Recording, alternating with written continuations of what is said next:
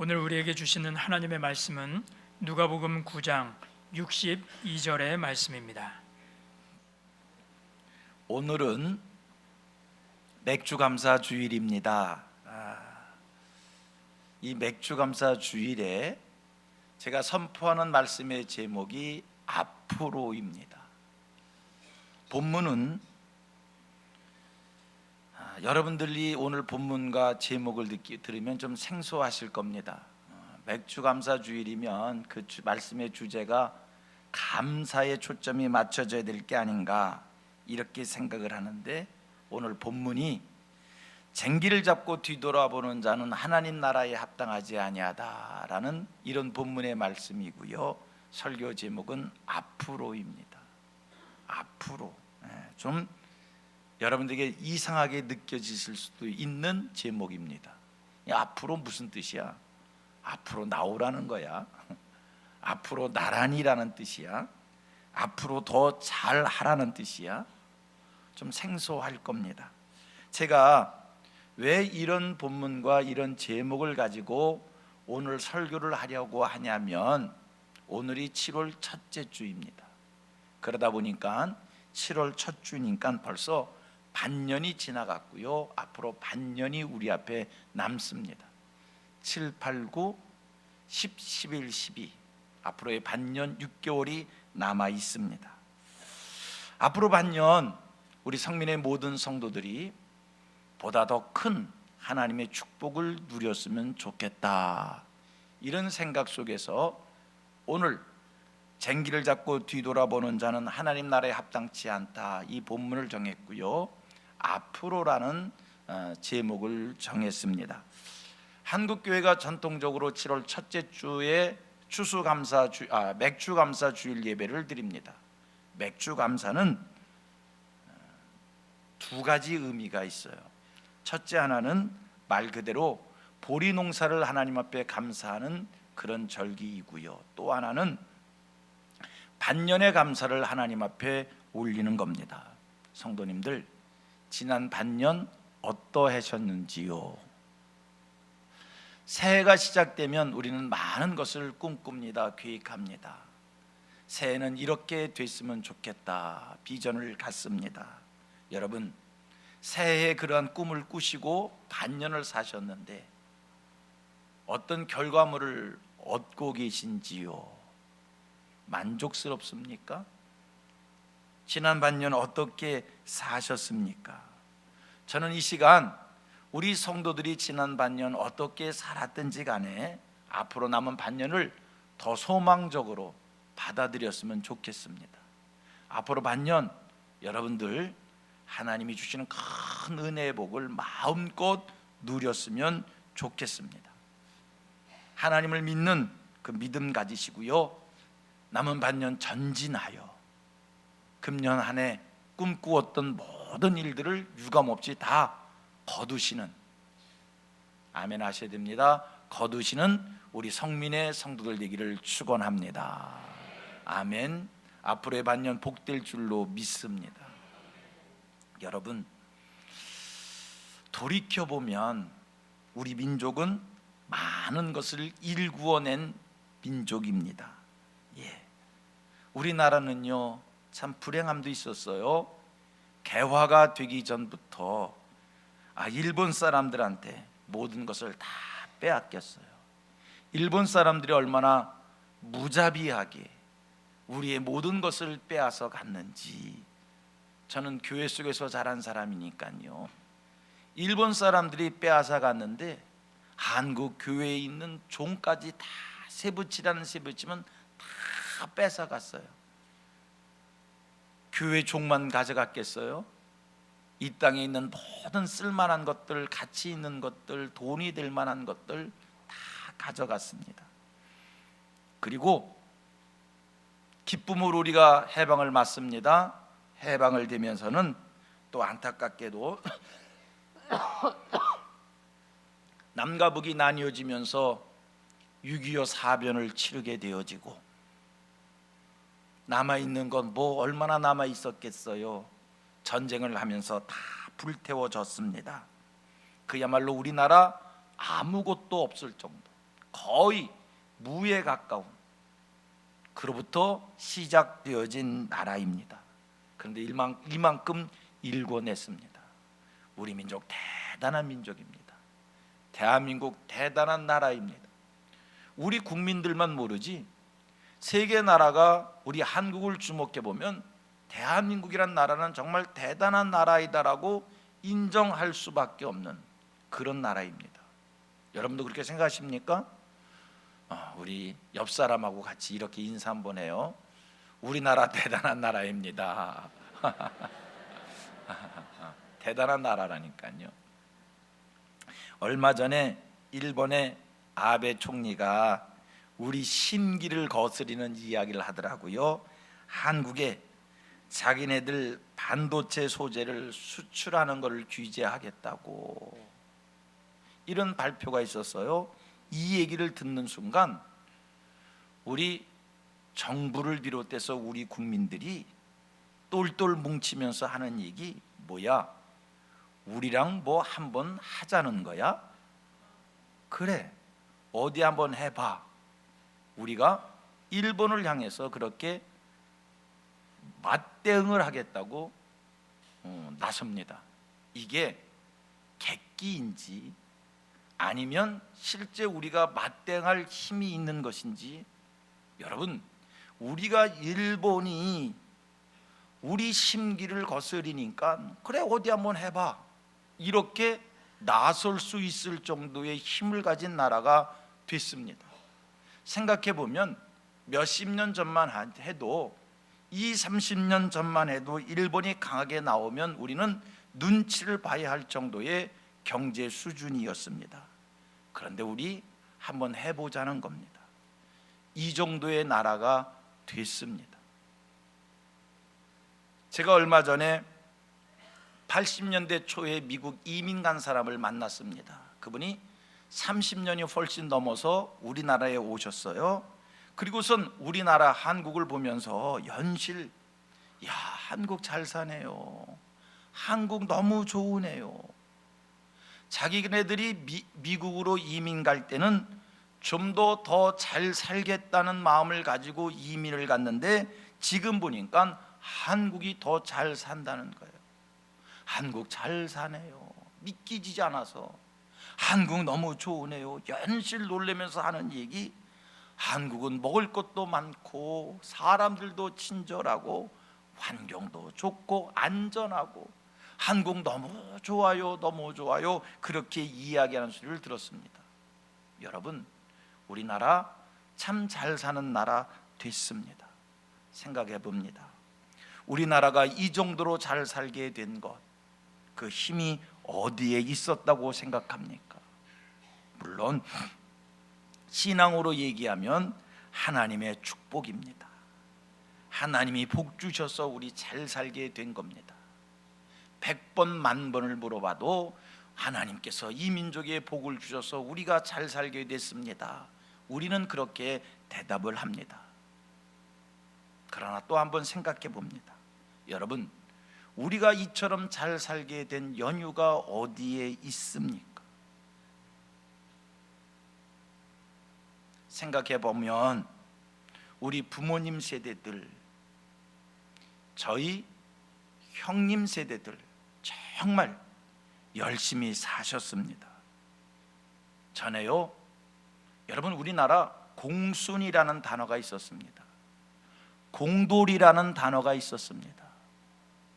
공순이 공돌이 소리 들어가면서 주경야독하면서 진짜로 우리 형님 세대들, 우리 부모님 세대들 열심히 사셨습니다.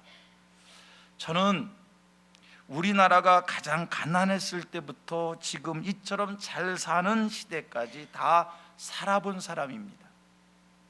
저 어렸을 때 개발도상국입니다. 지금 선진국입니다. 물론 저보다 어른들은 더 가난한 시절을 사셨지만 그래도 저는 우리나라가 어떻게 잘 살게 됐는지를 기억해낼 수 있는 사람입니다. 여러분, 지난날 우리 힘들고 가난했을 때 우리 국민들 하면 된다, 할 수 있다, 우리도 한번 잘 살 수 있다는 이 소망의 끈을 놓지 않았습니다. 열심히 사셨습니다. 제가 초등학교 다닐 때 등교를 하면 운동장에서 행진곡이 울려 퍼졌습니다. 등교하는 아이들에게 희망찬 행진곡을 듣게 하고, 잘 살아보세, 잘 살아보세, 우리도 한번 잘 살아보세 노래를 부르게 하고, 선생님들은요 독일의 나일강의 기적을 말씀하면서 우리도 한강의 기적을 이루면 된다라고 희망을 주고요, 대통령은 시정연설이 있을 때마다 대망의 80년대가 되면 우리도 자가용을 가질 수 있다라고 그렇게 국민들에게 소망을 주고, 우리 국민들 그런 얘기 들으면서 우리도 잘 살 수 있다 용기를 갖고 열심을 다하는 삶을 살았습니다. 여러분, 저 어렸을 때 학교에서 미군 부대에서 가져다 주는 강냉이빵 먹었습니다.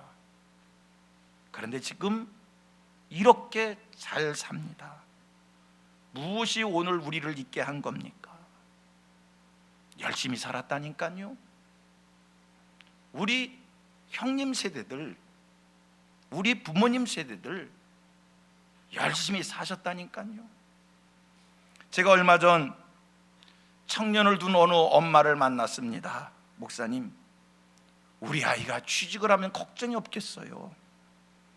그런데 이제는 내가 우리 아이한테 취직하라는 말도 못해요.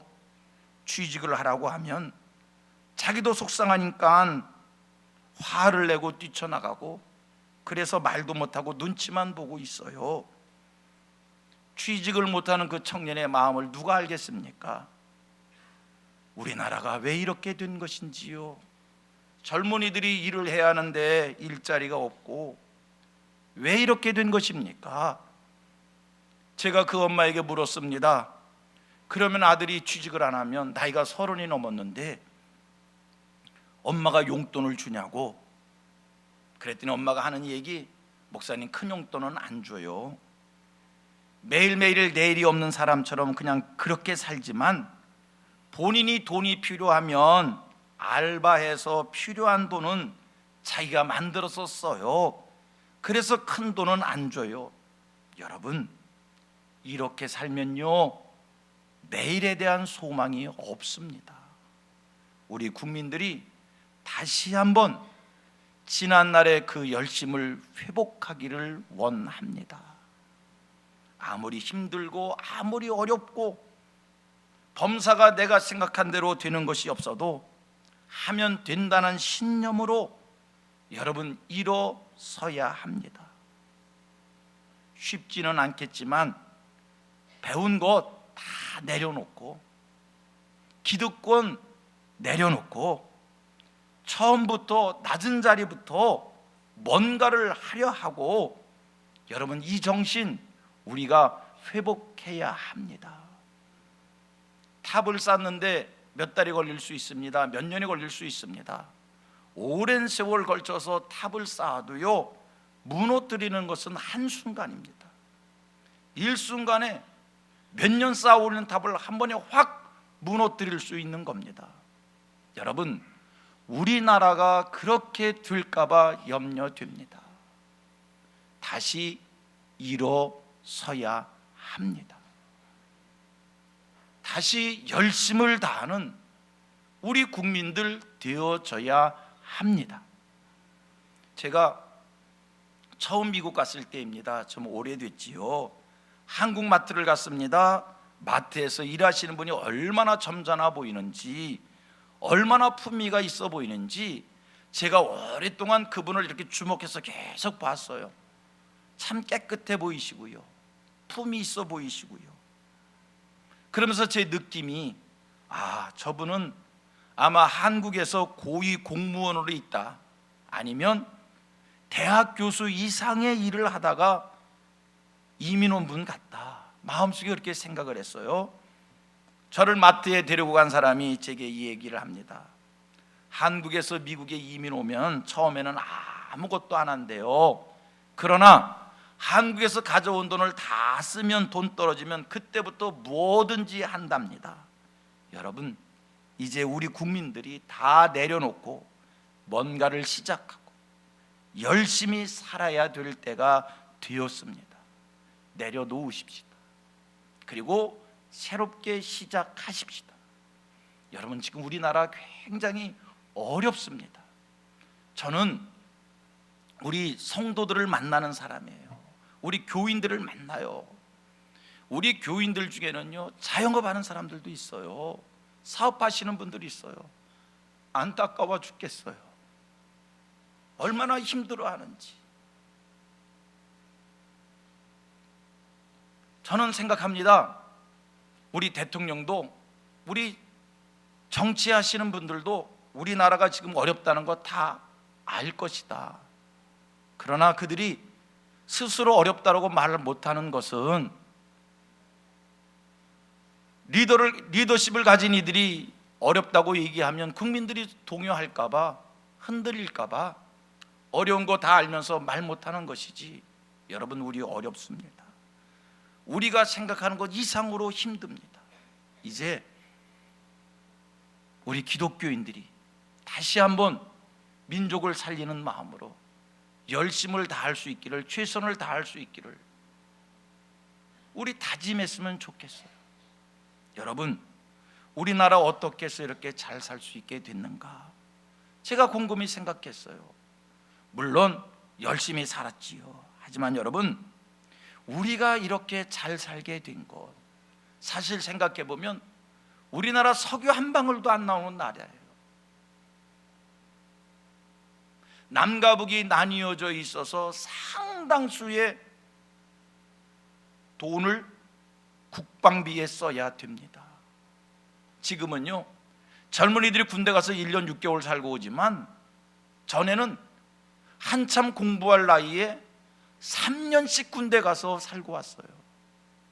그런데도 우리나라 이렇게 잘 살게 된 것, 여러분, 이거 뭐예요? 이거요? 세상 사람들은 부정하겠지만, 부인하겠지만, 세상 사람은 받아들이지 않겠지만 우리는 얘기할 수 있습니다. 우리나라가 이렇게 잘 살게 된 것, 기독교인의 힘입니다.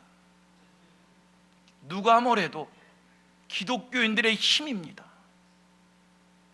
우리는 인간적 신념에서 할 수 있다라는 구호를 외친 것이 아니라 믿는 자에게는 능치 못할 일이 없다라고 하는 이 믿음 가지고, 하나님이 힘 주시면, 하나님이 도와주시면, 하나님이 축복해 주시면 우리도 해낼 수 있다는 이 믿음 가지고 신앙으로 전진하였더니 나 자신에게도 발전이 생겼고, 가정도 살렸고, 나라도 살리게 된 줄로 믿습니다. 다시 한번 우리 신앙인들이, 우리 기독교인들이 전에 믿음의 선배들이 보여줬던 그 모습으로 일어나게 되기를 소원합니다.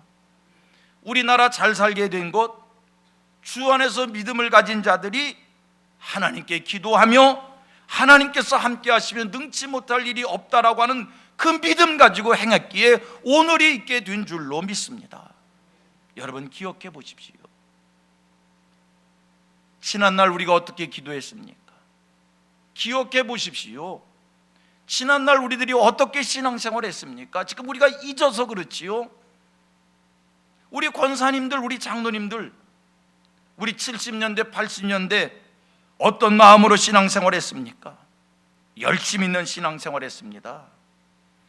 일도 열심히 했고, 기도도 열심히 했고, 새벽기도, 작정기도, 금식기도, 철야기도, 산기도 대충 하지 않고 하나님 앞에 무릎 꿇어 부르짖으면 창자가 끊어지듯이 하나님 앞에 기도했고, 하나님 살려주세요, 하나님 도와주세요, 하나님 축복해 주세요, 그렇게 기도했고, 우리들이 열심히 예배에 참석했고 열심히 살았고 하나님이 축복하셨습니다. 여러분, 지금 이 어려울 때 지난날의 이 간절함을 우리가 회복할 수 있게 되기를 원합니다. 교회와 예배, 가도 좋고 빠져도 괜찮은 것이 아니라 교회는 절대 가야 되고 예배는 빠지면 안 된다는 이런 각오로 우리 신앙생활을 할 수 있게 되기를 원합니다. 신앙생활이 취미가 아닙니다. 신앙생활이 사치가 아닙니다. 신앙생활은 여러분 하나님 앞에서의 우리의 정성입니다. 신앙생활은 하나님 앞에서 우리의 마음을 보여드리는 겁니다. 간절함을 회복할 수 있게 되기를 축원합니다. 저 개인 목사 입장에서 요즘에 재미있는 통계를 보게 되어져요.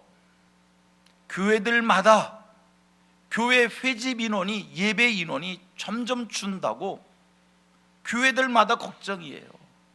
예배의 숫자가 줄고 있다는 것, 이게 한국교회의 현실입니다. 그런데요, 정부에서 발표하는 통계를 보면 이상해요. 기독교인의 숫자가 늘어가요. 여러분, 불교 숫자가 줍니다. 천주교 숫자가 줍니다. 그리고 교회 현실은 교인이 주는 것 같습니다. 그런데 정부가 발표하는 통계 숫자는 기독교인이 늡니다. 아니, 이게 어찌 된 일일까? 현장에서 우리가 보는 것은 교인 숫자가 주는데 왜 정부 통계는 느는가 생각해 봤습니다. 그 이유가 뭘까? 가나안 신자가 많아진다는 거예요. 여러분, 가나안 신자가 뭔지 아십니까? 뒤집었더니 안나가 신자야. 가나안 신자, 안나가 신자가 많다니까요. 전에 신자는요, 교회를 한번 등록하고 신앙생활을 하면 1년 52주를 개근해야 된다고, 52주를 다 출석해야 된다고 그렇게 마음 먹고 신앙생활을 했는데, 요즘에는 교회 출석 삶을 걸지 않습니다. 교회 가면 좋고 안 가도 괜찮고, 그래서 일이 있고 바쁘면 교회 못 가고, 시간 나면 교회 가고, 시간 없으면 교회 안 가고, 그렇게 신앙생활을 합니다. 그러다 보니 기독교인 숫자는 느는데 예배 출석은 줍니다. 여러분, 우리들의 신앙생활이 좀 더 적극적이고 간절해지기를 원합니다. 하나님의 마음을 감동시킬, 하나님의 마음을 하나님의 중심을 뜨겁게 하는 그런 신앙생활 우리에게 있게 되기를 소원합니다. 지난날 한국교회는 이런 열심을 가졌고, 그 열심이 오늘의 한국교회에 있게 한 것이고 이 민족을 복되게 한 줄로 믿습니다. 우리가 쓰는 말 중에 저 사람 뭔가에 미쳤다라고 하는 그런 말의 표현이 있습니다. 무엇에 빠져서 사는 사람, 무엇을 열심을 다하는 사람의 모습을 보일 때 저 사람은 뭐에 미쳤어. 우리 주변에 보면 다 뭔가에 미쳐서 삽니다. 어떤 사람은요, 일에 미쳐서 살고요, 어떤 사람은요, 취미 생활에 미쳐서 살고요, 골프에 미치고, 낚시에 미치고, 등산에 미치고, 오락에 미치고, 하다못해 연애질에 미치고, 대다수의 사람들이 뭔가에 미쳐서 삽니다. 건강하고 유익하고 바람직한 것에 미친 사람이 있는가 하면 그렇지 못한, 유익하지 못한 것에 미친 사람들이 있어요. 세속적이고 쾌락적이고 불량한 것에 미쳐 사는 사람들이 있어요. 우리가 다시 한번 미쳐야 합니다. 그런데 중요한 것은 무엇에 미쳐야 하느냐. 성도님들, 신앙에 미치시기를 바랍니다. 하나님께 미치십시오. 하나님께 푹 빠지십시오. 제가 미쳤다라고 하는 표현을 썼지만 그 의미는 열심을 다하자는 겁니다. 하나님을 향하여 우리 성도님들 열심을 다하셔서 하나님의 중심을 뜨겁게 하시자니까요. 기도 생활에 열심을 다하고, 예배에 열심을 다하고, 말씀에 열심을 다하고, 신앙에 열심을 다하여 여러분 하나님께 깊이 빠지시기를 바랍니다. 하나님을 집중하고, 신앙생활을 덤으로 하는 것이 아니라, 취미생활로 하는 것이 아니라, 여유 있으면 하고 여유 없으면 안 하는 것이 아니라, 하나님을 향하는, 하나님을 예배하는, 하나님을 의지하는, 하나님을 찾는 일을 매사에 중심에 두시고 열심을 다하는, 하나님을 찾는 일에 열심을 다하는 우리 성도들 되기를 축복합니다. 성도님들, 우리가 하나님을 향하여 집중하고 하나님을 사모하고 신앙생활에 열심을 다하고 하나님 앞에 깊이 빠지면요, 어떤 축복이 많은가? 하나님의 영이 내게 채워진다는 겁니다. 할렐루야, 이건 축복입니다. 하나님의 영이 내게 채워지는 것은 축복이라니까요. 생각해보면 우리 인생은요, 약합니다. 넘어지기 쉽습니다. 상처받기 쉽습니다. 우리 인생은요, 쉽게 포기합니다. 쉽게 좌절합니다. 쉽게 원망합니다. 쉽게 불평합니다. 쉽게 죄짓게 됩니다. 이게 인생입니다. 하지만 여러분, 이런 우리에게 하나님의 영이 채워지면 우리가요, 부정적인 사람이 긍정적인 사람이 되어지고요, 나태와 게으름에 빠지기 쉬운 사람이 열심을 다하는 사람이 되어지고요, 성민의 모든 성도들에게 하나님의 영이 임하셔서 하나님의 영에 채움 받으셔서 그 하나님의 영이 여러분들의 생각을 지배해 주시고 그 하나님의 영이 여러분들의 행동을 지배해 주시고 그 하나님의 영이 여러분들의 삶을 간섭해 주시는 이런 축복 누리게 되기를 원합니다. 불평하기 쉬운 사람이 하나님의 영을 채움받으면 감사하게 되는 거예요. 포기하고 낙심하던 사람이, 열심을 다하지 못하던 사람이 하나님의 영이 임하면 다시 일어서는 거예요. 최선을 다하는 거예요. 열심을 다하게 되어지는 겁니다. 여러분, 하나님을 집중하십시다. 예배에 열심을 다하십시다. 기도하는 자리에 열심을 다하십시다. 하나님께 깊이 빠지십시다. 하나님의 영으로 충만해지십시다.